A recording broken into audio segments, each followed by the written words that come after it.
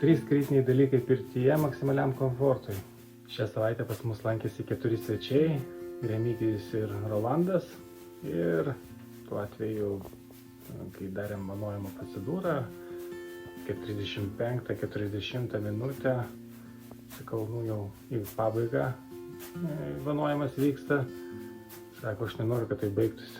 Tai kai pabaigėm vanojimą, žmogus net nenorėjo dar išeiti iš pirties. Tai dėl to ta gyva pirtis, kad mes sukūrėm tokias sąlygas, kur žmonės gali po 40-50 minučių gulėti pirtyje ir nenorėti iš jos išeiti. Ta pati patvirtino ir Tadas su Gabrieliu šiandien būdami pirtyje. Po 40 minučių sakė, dar pagulėčiau čia. Ir tai padeda pasiekti 3 esminiai dalykai. Tai pirma, tinkama krosnis, antra, tinkama ventiliacija ir trečia, tinkama ergonomika gultų.